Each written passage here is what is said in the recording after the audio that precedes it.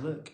Good morning. So if you're coming in, give me a hello. If you're on replay, drop a replay. So change and imposter syndrome. Have you ever had imposter syndrome? Comment below with yes if you had. And quite often it's labelled imposter syndrome, but what actually is it? Is it actually insecurity? Maybe we don't feel worth, whether it's because we've got results and now we feel like we need to sabotage that a little bit and go, you know what, I don't deserve that.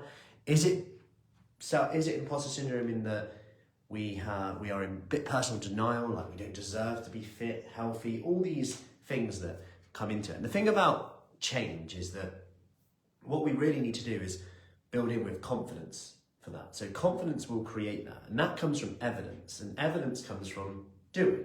Evidence comes from taking action. You can take action regardless of how you feel. That's the beauty of it. You can do it even if you're busy. You can do it even if you're tired. You can do it even if you feel like you don't deserve that. And what I would do is give it time and use this to build a level of evidence.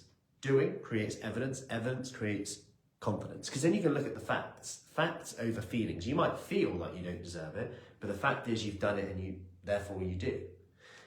And it's a weird one.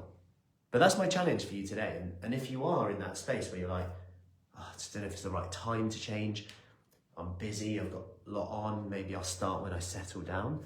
Consider that, are you by default saying that, by saying I'll start when things settle down, are you saying that you're going to stop when things get busy again? That's what you need to consider. Is that sustainable? Is that something you're going to keep up with? Are you on the road, just a yo-yo diet? Questions for you today. Anyway, have an awesome day. We've just started our free 5-day kickstart. So some great goals in there, from wanting to stay on track over the festive period to questions regarding perimenopause, to questions regarding postmenopause, from bone density to the right type of resistance exercise. And amazing to see already 15 people have done the workout this morning. 10-minute workout, all on the glutes, isolating, low impact on joint, maximal on muscle. So have an awesome day. Remember, create that evidence. That's what will build the confidence. Facts over feelings. Have an awesome day. Happy Monday.